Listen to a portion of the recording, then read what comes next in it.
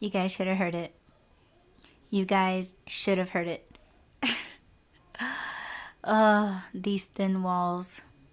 I don't know what the hell my parents are watching. Killbox Studios. Yeah. What up? Pressure. Representing my homie, DJ Miss Hoodie. What's good? The girl get a grind on, man, for real. Check it. Queens in the building. Stand up. Tell me, have you seen her? Who stepped in the arena? Miss Hoodie serving, he crossed the net like Serena. And everything she play is great, so let the haters hate. Virus to their database, scrambling they data rate.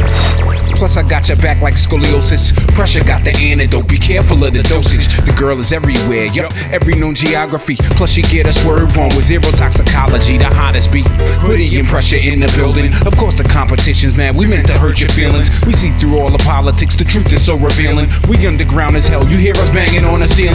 Queens representative, Arizona resident, call up a detective. Truth is in the evidence and evidently present is a force that makes you hesitant. Miss Hoodie's red light is on, destruction is imminent.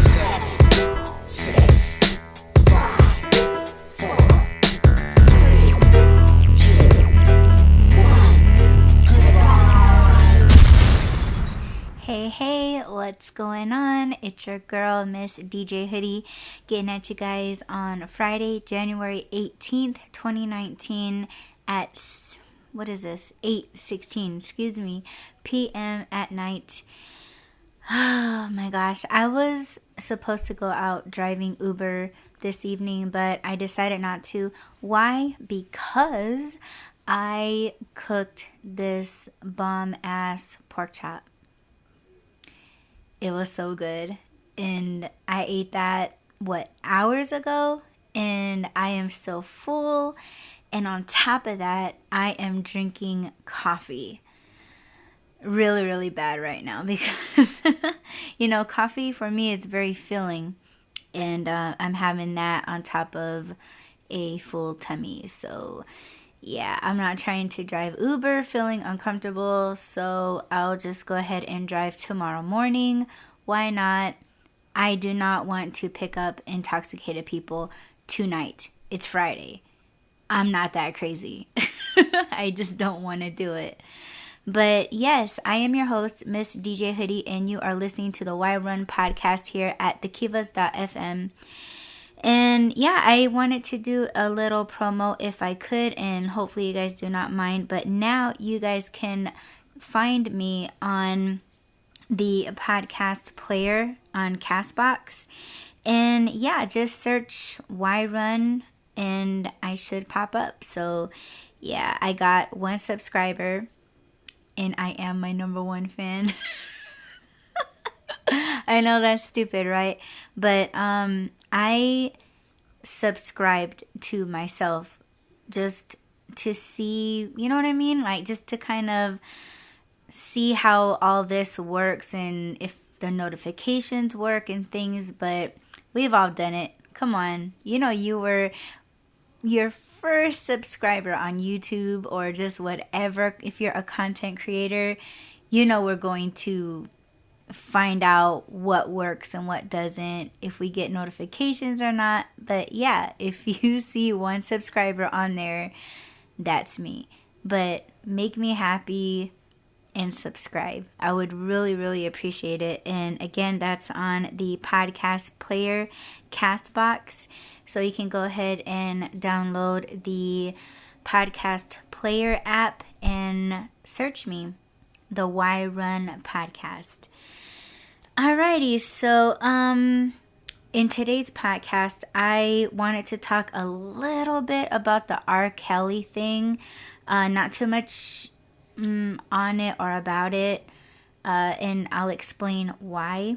But yeah, I wanted to talk a little bit about that. And Sparkle, she's one of my favorite R&B singers, although she hasn't came out with music in like 10 plus years. She was actually on the R. Kelly documentary, and I just wanted to talk a little bit about her. And let's see what else. Oh, and Aaliyah, I wanted to talk a little bit about her too and her music. And what else? What else? What else? I believe that's it for now. I have to dig up my other notes, but yeah, just the R. Kelly documentary, Sparkle and Aaliyah. So if you want to hear all what I have to say and my opinions about all that, stay tuned. The main reason why I began doing talk radio and podcasting for more than 10 years is to, of course, have fun, enjoy, laugh, share, cry, rant. I did all of those things. And listening to this song and I guess what I'm about to talk about, I can relate to in a sense, not entirely what the girls have gone through with R. Kelly, but I can kind of see how things went the way it went, why the girls thought the way that they thought, and how they feel like they couldn't get out of it. If you guys didn't know, if you guys are on Facebook and if you guys follow like the, I don't know, the hip hop or R&B genre, then you would have seen the whole thing with this R&B male singer named R. Kelly. And if you guys don't know what's going on, basically it all started with him managing this other R&B artist who has passed away, and she just had a birthday, I believe 2 days ago, and she would have been 40, but she passed away in a plane crash in the Bahamas when she was 21. And she, oh my gosh, she's just, I would say, still the princess of R&B. Like, there's nobody that I see before her time, during her time, even after her time, and even now. There's no one, I believe, to be as lovely as she was. And I've read comments of people saying, oh, well, she lied about her age. She was a whore, she was a slut, and she shouldn't have got this much respect and recognition because of these things. But we don't know. As an audience and as supporters and fans, we don't know.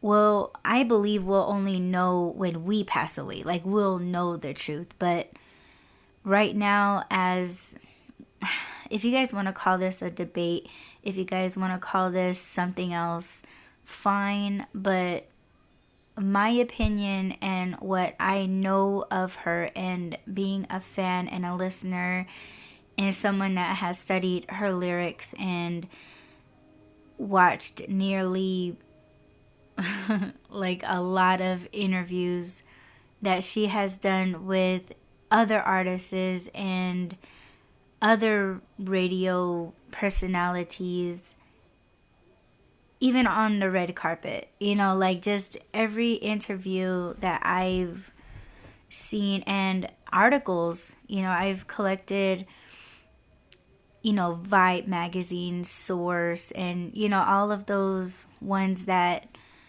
yes, they're still out today, but when she was featured in it or mentioned in it, like, I was on it, okay?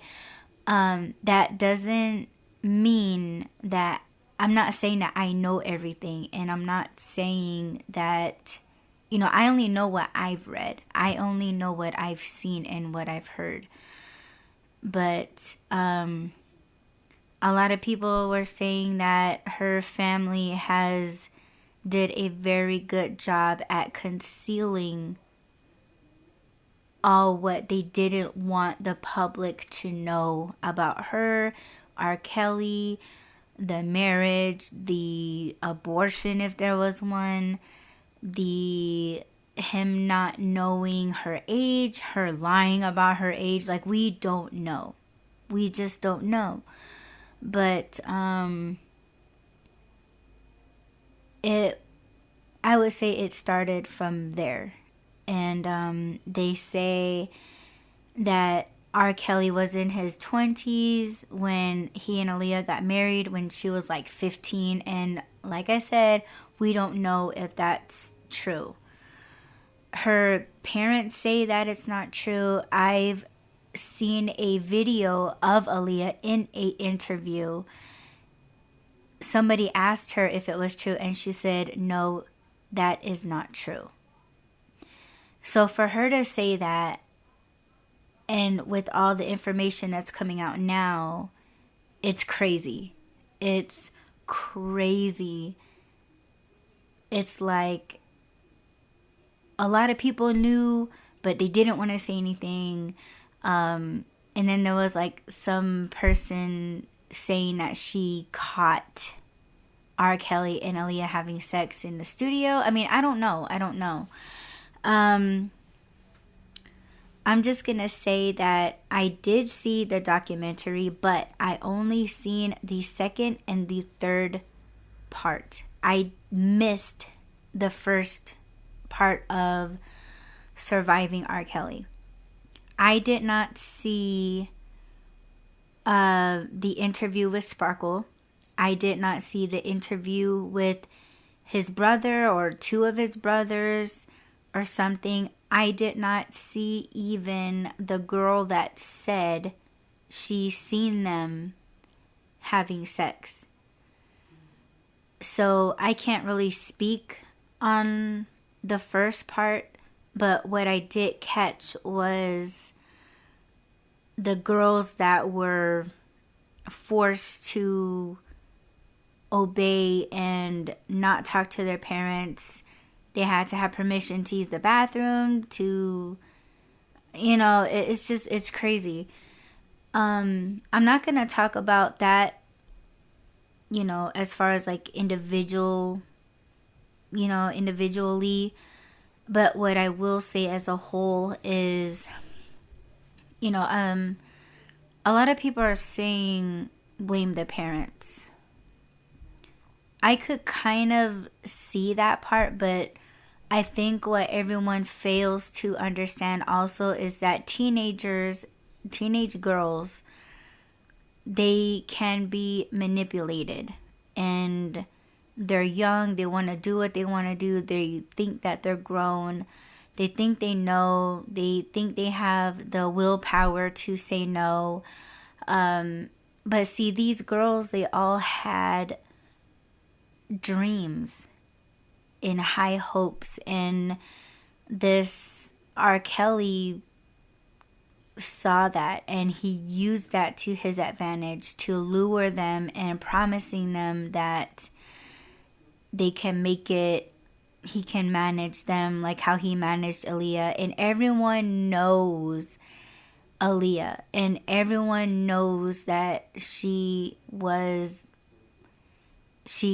a legacy. And I think a lot of the girls knew that and think that, oh, I could be just as big as Aaliyah. And none of them said this, but I'm guessing that was what was in mind. Excuse me. So you want to blame the parents? Sure, blame the parents, but in a documentary, yeah, they're hurting. And I know people are saying, oh, why are you sad? I bet the paycheck was good. You're just speaking out against R. Kelly because a documentary, they are still paying you to do the interview. So we don't know how much thousands of dollars you're getting from doing this documentary, or the publicity, or the attention, the respect, the, I mean, we don't know still, like that's kind of where I stand. Like that's kind of where I'm at in all this. As much as I want to be for the girls and for the parents, like we still don't know. We don't know. We only know what they have told us. We don't know if they're really hurting for money.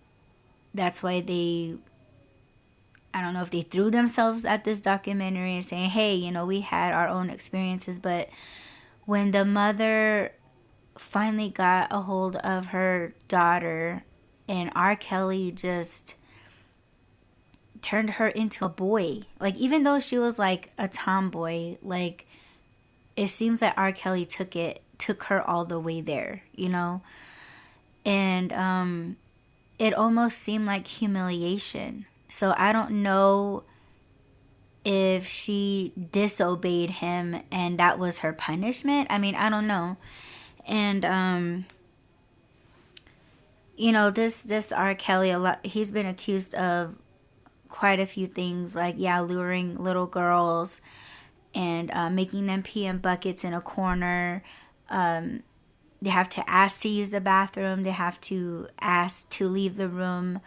When he comes into the room, they all have to stand up and act like a puppy to him. I mean, not literally, but like just kind of be at his feet. And I mean, it just seemed like, a sex cult. I think that's kind of saying the most, because a sex cult, to me, when that's being said, is a bunch of people that are into it, that are into the sex cult idea. These girls, I feel like, are being forced to do these acts. So I wouldn't call it a cult. I think it's just something that he's just demanding. Like, he's having them do crazy things. And oh man, I wish I would have caught the first part of the surviving R. Kelly, because I guess one of the brothers had said that they were sexually abused, molested by, I don't know if it was their older sister or somebody. I don't even know if it was a babysitter, but I guess this girl forced the brothers to perform sexual acts on her. See, so there was a lot that I feel like I missed.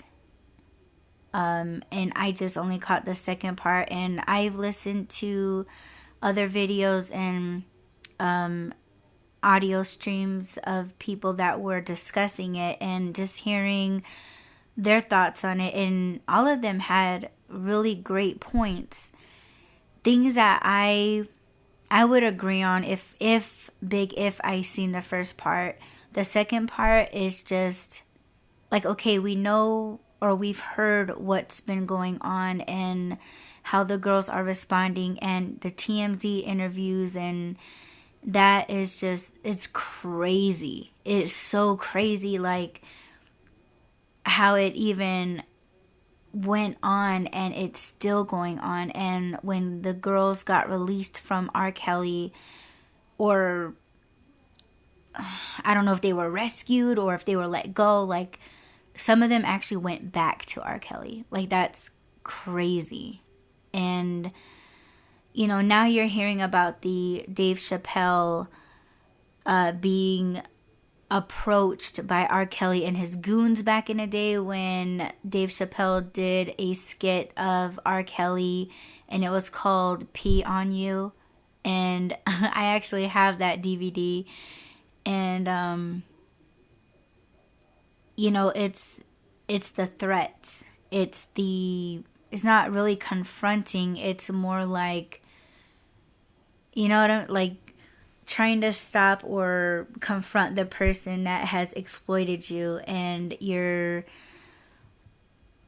threatening them. And these are young girls, and I'm pretty sure if they're being held against their will, being threatened, like their families are being threatened, and the girls, they're so scared, they don't know what to do or who to go to. So maybe they feel like they're saving their families by not speaking out or going against R. Kelly, but he's like hitting these girls also. So it's like physical abuse, mental abuse, emotional abuse. And that's just terrible. And I'm just wondering if Aaliyah ever went through something like that with R. Kelly, as far as peeing in a bucket in a corner, getting permission to do certain things, leave the room, or, you know, that's just crazy. And again, back to the comments, people were saying maybe he had to marry Aaliyah at 15 because, first of all, I don't know if this is true, but everybody said that Aaliyah got, or maybe she got pregnant, and they had to get married for them to be able to have an abortion. I don't know that side of things. Like, I don't really, I don't have children and I'm not married. So I know it's as simple as looking it up, but that kind of puzzles me a little bit. Like, it really does. And to go through all that, and for Aaliyah to escape. I mean, should I even say that? Should I even say escape R. Kelly? For her to continue to pursue her career with Missy Elliott and Timbaland, and be able to go on dating and doing movies and music videos and interviews, and with all of that behind her. You know what I'm saying? Like, and there's just a whole bunch of conspiracy. There's a whole bunch of other things and other artists that has something to do, or maybe nothing to do, with her accident, her death. And it's crazy to listen to these girls and what they've gone through. And it wasn't just teens. It was women in their 30s, and oh my gosh, it's just too crazy. But thinking about Aaliyah and just how sweet she is in these interviews, how soft spoken she is, and oh my god, her laughter is just so, oh my gosh, like, she's just, to me, she's one of the best. And really no one can take her place. And there's a lot of R&B artists that I feel, or maybe it was just the music industry, that were trying to replace her with Ciara and Ashanti, and trying to name them the new R&B princess. But it has always been Aaliyah in my eyes. She's just so graceful. If you guys check out her interviews, I think you guys would see the same. And she's so funny in her, back then it was like vlogging, like they walk around, or like MTV's walking around with these artists, just go about their day, going to the fair or going to the studio or just going out to eat. Like, they're very interactive, and they're very happy, and their laughter, their jokes, how they talk to other people, and how they react to fans, and how they are to the chauffeur. It's just, she's just so amazing. Like, and I would have loved to have met her. And just her music is just everything. And to think that, like, if you watch one of her videos, like the one that's like a vlog, you know, like a vlogging type of video, but recorded professionally by like MTV, to see her, how she is in the studio and out in the street, how she is with family and with other people. Could you imagine going from what these girls have gone through to seeing her in that way in the last days of her life? And I don't know if R. Kelly treated Aaliyah the same. You know what I'm saying? But I also heard that Aaliyah's mother and family, they're very disappointed with the Surviving R. Kelly documentary. And there's a lot of people that are trying to call out Aaliyah's mom, saying, hey, you did a really good job in concealing and making Aaliyah appear this way, you know, graceful. And, you know, so for me, it's kind of like, all right, well, how was Aaliyah then? You know, like, how was Aaliyah a slut? Like, how was she a whore? Like, how, because I'm not seeing it. And these videos are, of course, on YouTube now, but clearly they were probably on VHS, you know? So I mean, but like I said, we only know what is presented. Everybody else that's speaking against Aaliyah, against Aaliyah's mother and her brother and her entire family, the managers, R. Kelly, like, they know them and have done business with them face to face, personally, you know, in the studio. Like, they're the ones that really know, that we're just an arm's length away from Aaliyah. And we don't know if someone's trying to keep their mouth shut. We don't know if they're just doing this for the money. Maybe they feel like the information that they have and that they can conceal within themselves, because maybe they do that to make them feel or think that they are valuable because they have that information. So we really don't know. We don't know. And that's the whole sad thing about this. A lot of people say, oh my gosh, just let Aaliyah rest. Just let her rest and just, you know, leave it alone. And I feel like this documentary of Surviving R. Kelly, maybe they were just trying to do that because they were only focused on the survivors, the teens and the 30-year-olds. Trying to keep Aaliyah's name out of it, you know.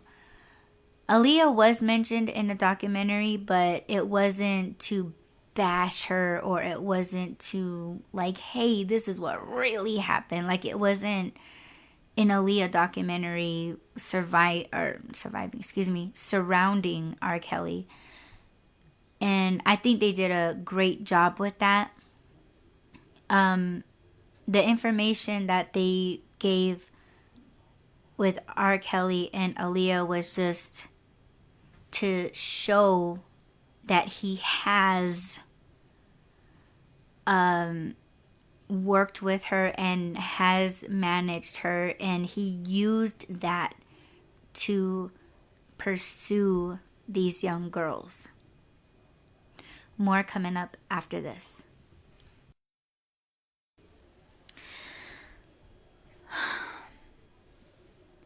When I was little and was introduced to Aaliyah's album Age Ain't Nothing But a Number, I studied it as a kid. And that's what's crazy for me as a child, because first of all, I like to think that I was different. My classmates would have called me strange because I was so heavy into music. And when it came to Aaliyah's album, Age Ain't Nothing But a Number, I studied the title of that album. And when I was a kid, I just always had this curiosity, and I think that's what frustrated me, excuse me, it frustrated my teachers and my classmates, was I just always asked the weirdest questions, and I always focused on why, like I always focused on the why. I always just really wanted to know why. Like, what does that mean? Like, what does that really mean? Like, when you say this, why am I thinking this? Like, when I say this, what you're thinking isn't what I meant. This was actually what I meant. Like, I just had this weird way of learning, but when you think about it, I was just outside of the box. Like, just thought realistically. Like, I mean, I don't know. I know I'm I know I'm dragging right now, but age ain't nothing but a number. That kind of got me as a kid. I didn't know really what that meant. And as I got older, and oh my gosh, in high school I didn't know what sex was, and oh my gosh, this is probably gonna be like a part two. I don't know, but what I will say right now is I didn't know what sex was until I got into high school. And then when I don't want to say figured out what sex was, when I was told what sex was in high school, you guys, 10th grade, and I didn't know what sex was. But once I found out, which you guys will hear in another podcast, and I'm going to write it down, when I really started listening, and then when I finally got the biggest part of the puzzle, if you get what I'm saying, it clicked. And age ain't nothing but a number. Like, that was like, holy shit. Like, I don't think that's right. I don't think that's a good idea. And there was this video where it's quite clear that back in the day during high school, it was a thing to have a boyfriend that had a vehicle and that wasn't in school and had a job and had his own money and was able to take you to the movies, and never really questioning the age. It was just all about what they could bring. So whether it was a blunt, or whether it was alcohol, or whether it was being able to get you in a club. And he made a great point that they were actually using those things to lure girls straight out from junior high and high school, And even when all of that clicked in my head as to what sex was, and you listen to SWV and you listen to like all these other artists like Genuine, where they're really like singing about love making and one night stands, then you got Moke and Steph, and what they're singing about, being cheated on but still loving the dude, you know what I'm saying? Like, it just never clicked until all of that. And studying Aaliyah's album, like there was just a lot of questions that I had as a kid. Like there was just things that I understood, and there was a huge part of it that I guess I don't want to say just made up, but as a kid, your mind is pure. Like you haven't been introduced to anything explicit, and I believe that it should be that way for all kids. And I had a child mind up until 10th grade. You know what I'm saying? And that album was pretty much telling on the whole thing. And I know a lot of people won't really pick that up, or they won't really pick on it, I should say. But age ain't nothing but a number. That's a huge clue. And whether Aaliyah lied about her age, I would say, I think we all have, lied about our age at one point. But to take it to the extent of sex and the extent to getting married, I would say who's more close to being an adult. And if R. Kelly was in his 20s while doing all this, well, he knew better. He knew better. But in videos, he has said, oh, I'm managing this young girl. She's a very young girl. She's 15 or 16. See, and that has been quoted. So he knew. He knew. But it's crazy. I don't even know what to say about the documentary. I'm not, I don't want to say like I'm choosing sides or anything. Especially R. Kelly. Like, and my boyfriend said that he's seen the video. He's seen the video of him peeing on a young girl. I've never seen it. But that's, first of all, very disgusting. Second, how dare he? And third, I wish that these girls had enough sense to go to their parents about all of this. And maybe they felt like their parents wouldn't understand because, like I said, a lot of the parents got blamed for all of this. But, I think it goes on the teenagers more because they're the ones that they wanted to live their own life, their best life. And he used that. And he knew he had connections. He knew he had the money. He could do whatever he wants. And the girls, I feel bad that they fell for it and they're still being held captive. And now that's the only life that they know they can only have as far as being alive,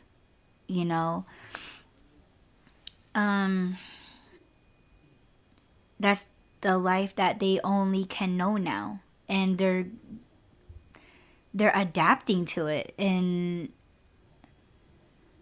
that part is so sad. That is so sad. But I did not plan for this whole podcast to be all about that, but I guess it is. And about Aaliyah, and I wanted to touch bases on Sparkle really quick. Since I didn't see the first part of the Surviving R. Kelly documentary, the only thing that I'm going to say, because she spoke on that first part and I missed it, what I received in my YouTube notifications was a video, and it was discussing how she got back with her family. I didn't even know she fell out with her family, and I don't know why there was so much separation, and I don't know if I want to go into that, or if that has anything to do with R. Kelly. I don't know. I didn't see the first part, and I didn't keep up with her in the early 2000s. But what she did say that I wanted to say that or talk about, because I'm excited to, I want to do this. Like, she said that she's been working on coming out with an album.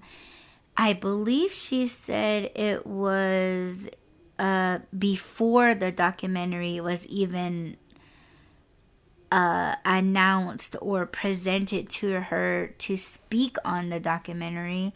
So she didn't know that they were coming out with this documentary, but she said that she was planning and working on an album before all of this came up, because a lot of people were dragging her for releasing a track for the Surviving R. Kelly documentary. So a lot of people were saying, oh, it's just publicity. She just wants recognition again because, you know, maybe she fell off, or, you know, maybe she's struggling. But she's like, bitch, I've been planning to come out with an album way before this was said to me. And I'm talking about it because I am a fan of hers, and I want to hear the album. I didn't hear the track that came out with Surviving R. Kelly, but I'm gonna try and find it. I'm sure it's out on YouTube somewhere, or on even on the Lifetime website. I don't know, but I'm gonna find it and listen to it. I don't I don't know if I'm gonna do a review on it, but if I do, you guys are going to hear it now on the Why Run podcast. And yeah, I just wanted to speak on Sparkle, that she was coming out with some music and has released a track, and I wanted to hear it. And I'll say it again, I haven't caught her part of the documentary in the first section, so I can't speak on Sparkle. Only from what I heard was that she put her niece onto R. Kelly, but she claims that she did not know that he was about little girls. Otherwise, she said, from what I've heard, that if she knew, that she wouldn't have done it. But it's so crazy. If I can again find that part of the documentary on Lifetime on YouTube, I will try to find it and watch it, and I don't know, maybe do now that I've came out and kind of told you guys just a little bit about me not knowing what sex was until like I got into high school, that kind of, it reminded me, the documentary reminded me of that part of my life and how I took it because this is sexual abuse and music related, and for me I think it would be a perfect thing to talk about. So I'm going to write it down in my notes for Monday's podcast. So if you guys want to know the whole story, and I've said it before, about me finding out what sex was and how embarrassing it was for me, but I've said it before and I'll say it again in the podcast just to, I think you guys will get a kick out of it, because when I do tell people about it, they laugh at me. And yeah, it's kind of funny, but it's not at the same time, because of what I've been through, and I want to discuss it. And I'll make it a point to try to find the first part of the Lifetime documentary, and we can finish the conversation up in that podcast. Thank you guys so much for listening. I hope you guys enjoyed this, and please follow me on all social media. follow MSDJHOODIE on Twitter, Facebook, Snapchat, Instagram. I'm everywhere. And again, look me up on the podcast player. Just type in Why Run and you will see my cover photo pop up. Subscribe. That would really, really make me happy. Listen to all my podcasts if you can. And yeah, don't forget to add, rate, comment, subscribe, and share. And until my next podcast, I'll see you guys Monday. Peace.